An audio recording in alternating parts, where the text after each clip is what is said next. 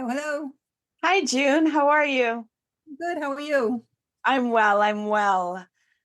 Welcome to the Lift Oneself podcast, where we break mental health stigmas through conversations. I'm your host, Nat, and we dive into topics about trauma and how it impacts the nervous system. Yet we don't just leave you there. We share insights and tools of self-care, meditation, and growth that help you be curious about your own biology. Your presence matters. Please like and subscribe to our podcast. Help our community grow.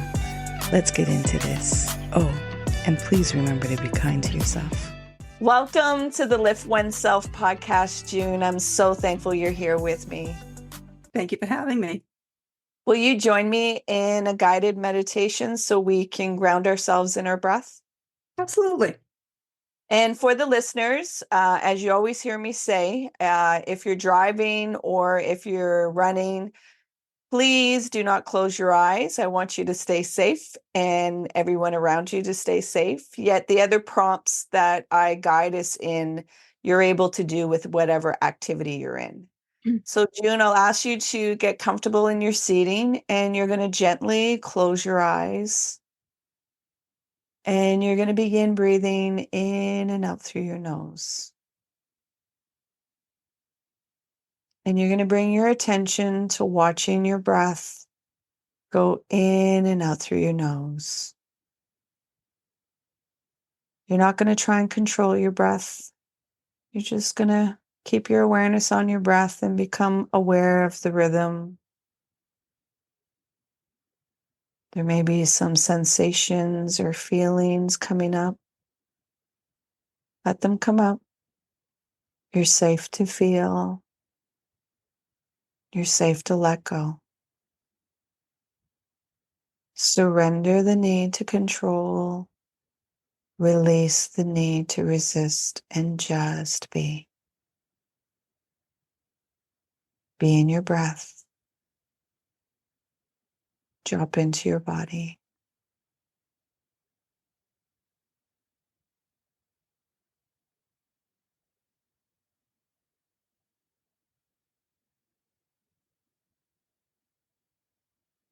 Stay with your breath.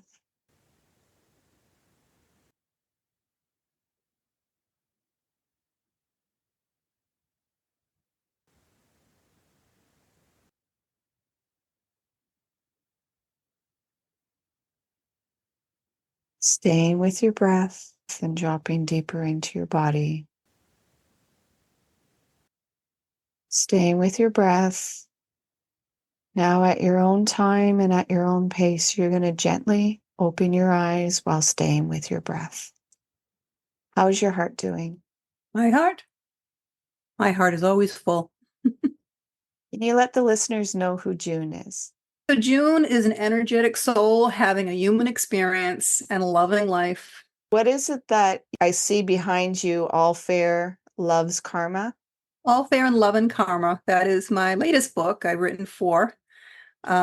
This is a result of my relationship mastery program.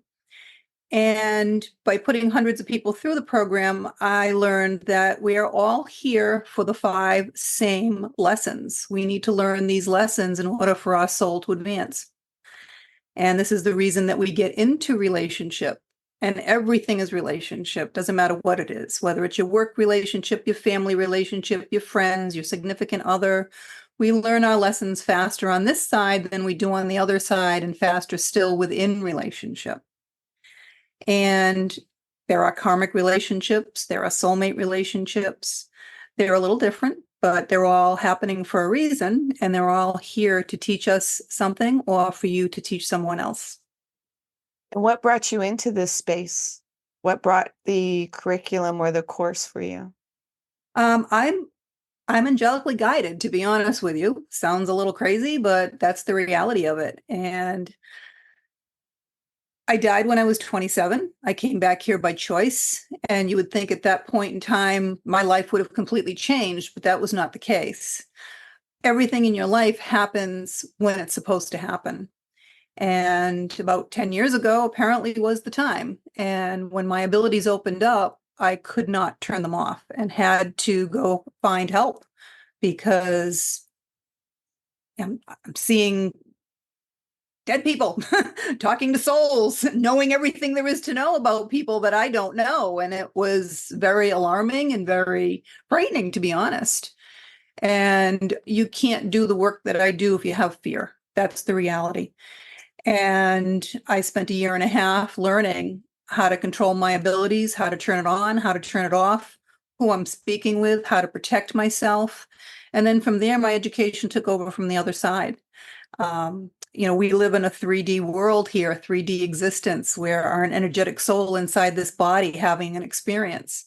When we go to sleep at night, our energy level rises and we go into that 4D dream state. And then 5D is the lowest level of heaven. And that's where I went when I died. And that's where I have the ability to go back and forth to now at will. And, about 8 years ago, I guess. Well, after my abilities opened up about 10 years ago, like everyone else, I started reading cards and training that way. And everybody would ask about relationships. Okay. So I get the idea, I need to do a Facebook group for relationships. So I did that and quickly had like 40 something thousand people on it. It's down to 23,000 because Facebook removed a ton of people. But then I hear that I need to write a book. And I'm like, I'm writing a book. I'm writing my autobiography. And I hear, no, not that book. You need to write another book. I'm like, what book? I'm like, oh, I was teaching mediumship and psychic development at the time. And I'm hearing, you need to write a book on that so your students have something to take home as a handbook. So I'm like, oh, if you want me to write another book, you're going to have to help me because I'm teaching, I'm writing my autobiography. I'm taking care of my mom who was 93 and passing away. So I need help. So I channeled the highest guide from the other side and wrote and published my first book in 6 weeks. Then I went back to my autobiography. And then I hear about 6 months later that I need to film videos about relationships. I'm like, what? Yeah, you need to film videos about relationships. I'm like, okay.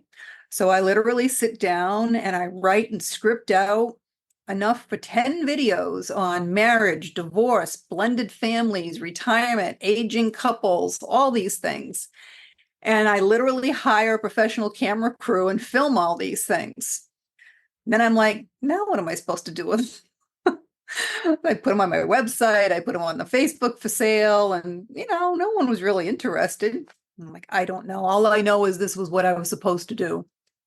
It's that knowing. That's listening to your soul and listening to the other side.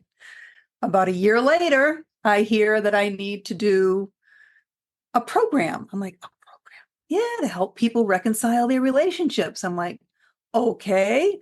So again, it took me about 6 weeks to put this whole program together. All these videos popped right into all the segments and all the weeks. It's a 7-week program. And then it took me a year and a half to figure out the technical stuff on it because I'm not really a technical person. That was a challenge to get that going. But after, I work with one person and I teach people how to get in touch with their soul, how energy works, because the whole universe is energy. Everything is energy. And it only takes one person to make or break any situation because for every action, there's an equal or greater reaction. And when you do something differently, everyone else has to do something differently. So I only work with one person in a relationship. And by putting hundreds of people through that relationship and reconciling their relationship, it's just incredible. I have people that teach their children the program now.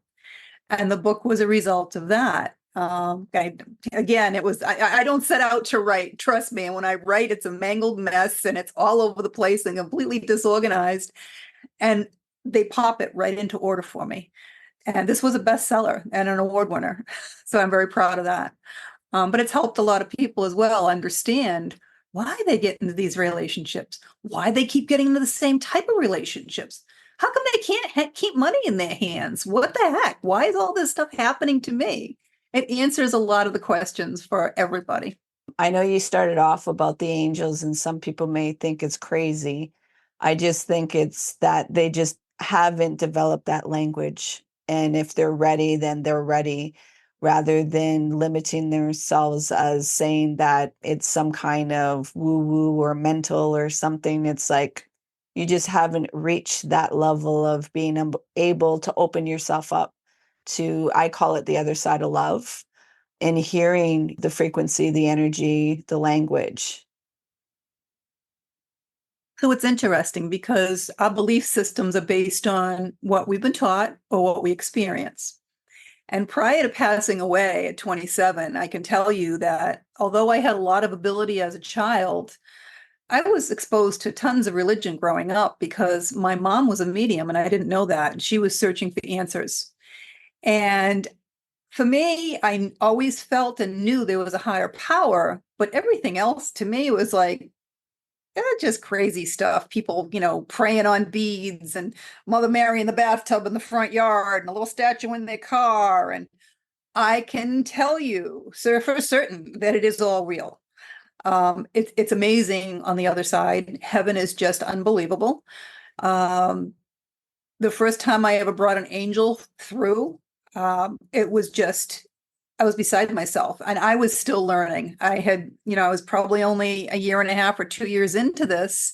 I had taken some Reiki classes. I'm a Reiki master in Western, and I'm a Ukudan level in Jikiden Reiki, which is the Japanese Reiki. And I was doing Reiki on a client in my own business. And all of a sudden, the entire room just filled with the light. And this angel showed at the head of the bed from floor to ceiling. And I was so overcome with emotion. I was on my knees in tears. And I was grateful that this client had her eyes closed and couldn't see what was happening. And the angel gave me a message for her. And I asked the angel its name because I still don't know all the angels' names. There's so many of them. And she said, Seraphim. And when this woman was done with her session, I asked her if she wanted to know what happened. And I told her that the angel showed up and that the message was that I said, you have a little boy? She goes, yeah, I have a baby that's about 18 months. I said, she wanted you to know that she's watching over both you and your son and protecting you both because he's meant to do great things in this world. And she broke down in tears. She said it was the first time she'd been out of her house without her son in 18 months because she was so afraid to leave him with anyone. She thought someone would hurt him. And she was very, very grateful for the message. And then she's leaving and she's already in the parking lot. And I'm looking up the name of the angel and I'm running out the door. I'm like, look. Seraphim is it's the highest angel there is. It sits to the right hand of God. It's a choir angel. And it's a huge angel. And I've brought many angels through since. And that's the only choir angel I've ever seen or ever brought through. And it's just immense. It's just amazing. But they're real. Yeah, they're a separate race. They were never human. Their entire existence is to help us, and they cannot help you if you do not ask. There are rules on the other side, just as there are rules here. And that is their rule. You have to ask in order for them to help you. So if you lose something, St. Anthony, help me find it. Sure enough, every single solitary time within moments. Yeah. Yeah. It's that permission, not being able, it's that free will, being able to allow that permission and to open yourself up to receive, which I think we can suffer through in the human experience, that being able to receive and open yourself up to ask the questions can be very challenging, because I think there's sometimes this indoctrination that if you ask for help or if you open yourself up, you're lesser than, you need to figure it out on your own. So we all have a different journey here. We all planned our lives here, whether we believe it or not. And everything that's happening in your life is happening for a reason. There's no accidents. We can all look back in our life, hindsight's 2020, right? And see how everything in your life has brought you to the next thing and the next thing and the next thing and brought you to where you are right now. And everyone is always exactly where they're supposed to be. There's no accidents. And some of the things in your past you may not have liked going through, but the reality of it is you're stubborn. You weren't listening to your soul. You were off your path, and the universe stepped in to put you back on your path. And sometimes you're not going to like it. Suppose you were supposed to move cross country and take another job, and that's where you were going to meet your significant other and maybe have children and blah, blah, blah. And you're like, I'm not going. I don't want to move, blah, blah. Universe is going to step in. Maybe you're going to lose your job. Maybe they'll burn your house down. But one way or another, they're going to get you where you're supposed to be. You're always going to be on your path. The only thing you can do is keep delaying it. Just like your lessons. we talk about free will. They want you to think you have free will. They're going to give you, door 1, 2, and 3. What do? You take door 1, you go through it, you get married, you have a couple children, you get divorced. Where are you going to be? In front of door 1, 2, and 3. People, creatures of habit, right? What are they going to do? They take door 1 again. They get married again. They have a couple more kids. They get divorced again. If they learned the lesson they were supposed to learn, they're not taking door 1 anymore. They're going to take door 2 or door 3 and get on with their path. They may still get married and have more children, but it's not going to end the way the first 2 did because they learned the lesson they were supposed to learn. Yeah.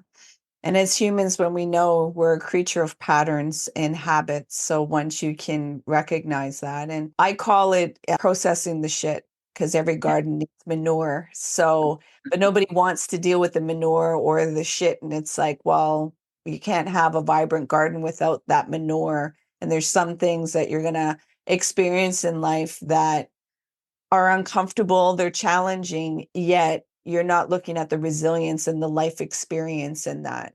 Because everybody, everybody wants to talk about they want resilience, yet it's like, well, you're going to have to experience some pain and some life experience to have this resilience that you're speaking about. Well, and it doesn't have to be as difficult as people make it, to be honest. We are our own worst enemies. Yeah. There's 5 lessons that we have to learn. And the first one is the most important one, and it's self-worth. And too many people, for whatever reason, don't have self-worth. The old adage, right? Misery loves company. People will love to bring you down, whether it's family, friends, it doesn't matter. But it's still everyone's lesson to learn. And, you can delay your lessons your whole life if you want, have to come back the next time. Or you can learn your lessons. And, self-worth is not value. That's what other people place on you.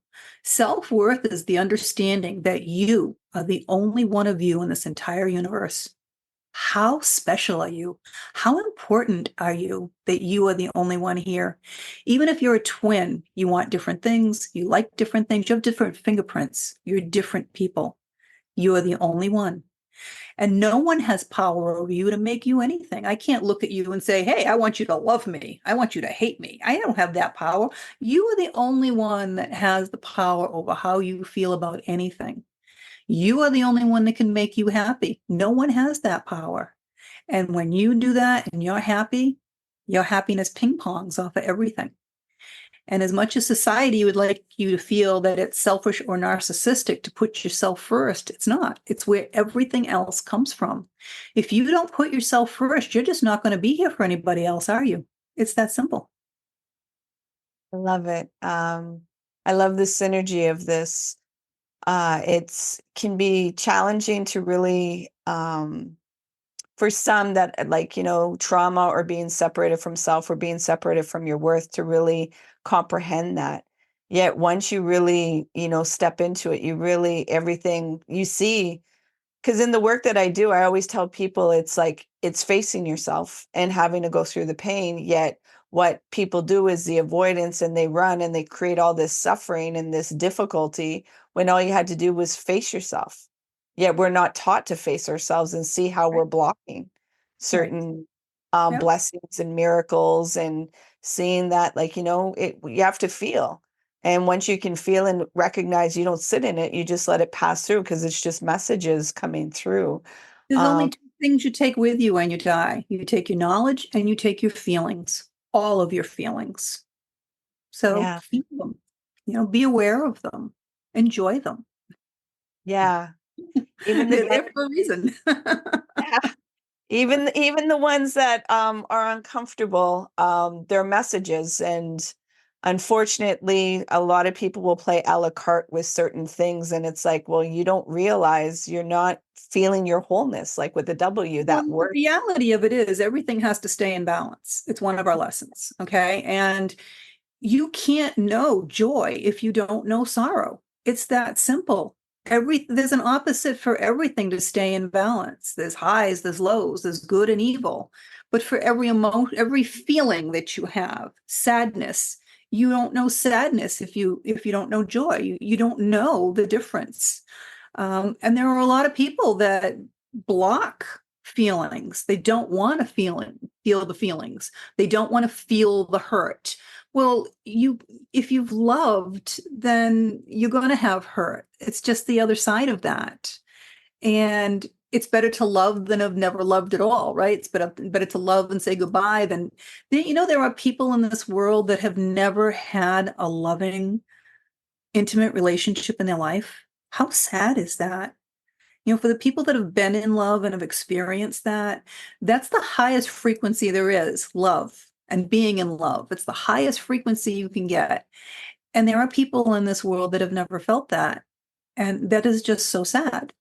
It really is. Yeah. What would you say to the people? Because I think sometimes people get the wrong narrative that if I go into this love, or if I manifest, or if I do these courses, that everything is going to be a way of opening, and everything's going to go my way, and there's not going to be any challenges in my life. Like as if You there's this. grow through challenges. You grow through your challenges. This is how your soul grows. And everything in life is perspective. Everything in life is perspective. So I'm a relationship expert. Suppose your significant other cheated on you. Okay. Most people's perspective is right off the bat, my self-worth. I'm not valuable. They don't love me enough. They don't want me. They don't care about me. You put it all on you. It's really got nothing to do with you. They're cheating on you. That's something they need to do for their soul. That's part of their life path. You really have nothing to do with it, quite honestly. Maybe they had to go outside of the relationship to understand your worth. Maybe they didn't value you. Okay. And sometimes that's the case. You don't realize what you have until you're ready to lose it. Whatever the reason is, maybe it was a karmic situation where they had cheated on someone in a past life and they need to know what it feels like in this lifetime. Certainly doesn't mean it's the end of everything. And think about it. If you love somebody and you truly love somebody, do you sit there one night and say, I love them so much, I'm going to go out and cheat on them? No. Certain things happen in your life and everything happens for a reason. There are no accidents. So everything is perspective. It's really how you look at things. The glass isn't half full or half empty. The glass is refillable. Fill it up, drink it, enjoy it, fill it up again. This is how your life is supposed to be. If you're not having any joy in your life and you don't want this person in your life, that's one thing.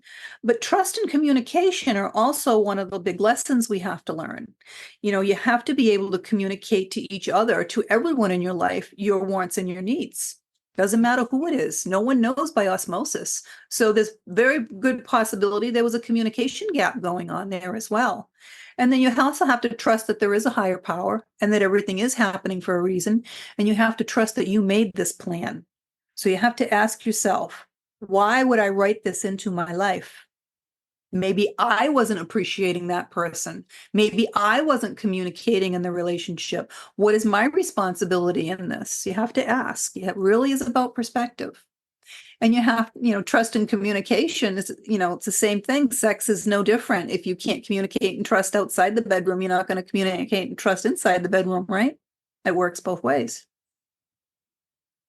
I appreciate the language that you have, the simplicity of really putting the responsibility of seeing, look at yourself, because this blame of looking outside of yourself, there's no control over that.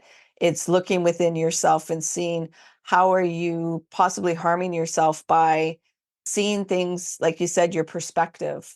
And it's always, how are you choosing to show up in this, and what is it that you're actually feeling in that? Yet the language that you have is, very simplistic, so people can digest it and see it, and they can take action to really feel a fulfilling life and feel the joy. Because I think, we get indoctrinated that life needs to be really hard and painful. So, it is for some people. And, I had a sister that died about 10 years ago, and she had a very, very difficult life. Yet she gave back in so many ways. She was the sweetest thing in the world. She ran a soup kitchen on Venice Beach in California for years. and spent all her time going to pick up the food that the grocery stores were throwing out and cooking it into soup and having volunteers help her bring it down, and started a nonprofit and wanted to start a women's shelter. And this is how she, dedicated her life. But she suffered a lot in her life. She had been in many abusive relationships before she found her strength. But even when she was dying, she moved out of the county and had no health insurance because she wanted to go back home and die at home. They only gave her 6 weeks to live. She hung on for 3 months with stage 4 cancer and no medication because she had no insurance. I'm on the phone with the doctor begging him to try and do something to get her medication so that she's not in so much pain. And since she's passed to the other side, I had to ask her. And it was fairly recently that I actually asked her, why? Why did you write a plan to suffer so much when you were here? And we wonder why people do that, because a lot of people do suffer here. Yeah. And we joked because she's such an enlightened person and an enlightened soul. She was a Buddhist. I'm sorry, she was a Hindu. She's just sitting here. She's sitting here because when you talk about them, they show up. And she's like, no, I wasn't Buddhist, I'm Hindu. I'm like, okay. Understand there only is one higher power. Doesn't matter what your religion is. Okay. But I used to bust her and say, oh, you should be an ascended master because you want to teach, and you're such a pure soul.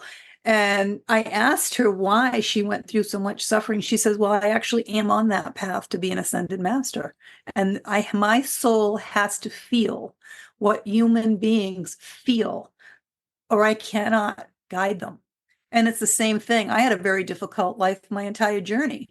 And I used to joke about it and say, for everything I've gone through, I should win the lottery. Well, I have. In my eyes, I've won the lottery. I love what I do. I'm grateful for being here and being able to help people. And had I not gone through everything I'd gone through in my life, I wouldn't be able to counsel and help the people that I do. It's the old adage, you got to walk a mile in their shoes. People will sit there and say, you have no idea what I've been through. You can't imagine. I'm like, yeah, I've been there, honey. I've done that. It happened to me.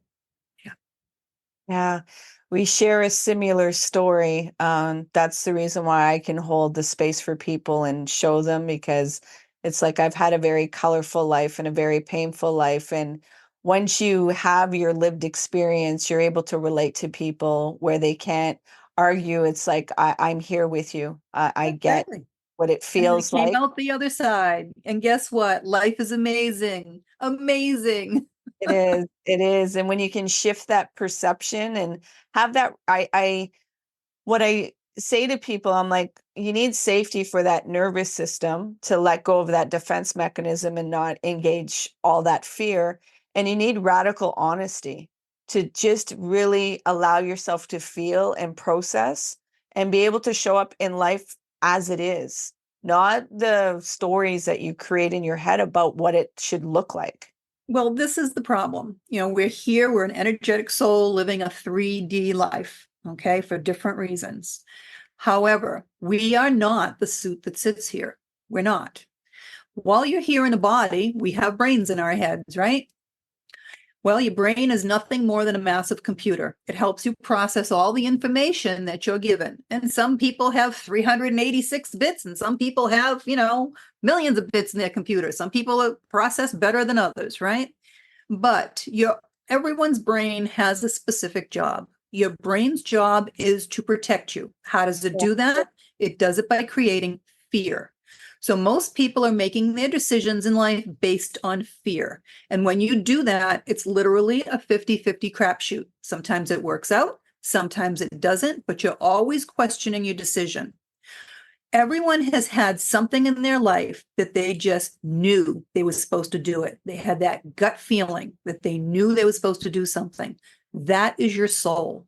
And they did it. They didn't really think it through, and it worked out fine.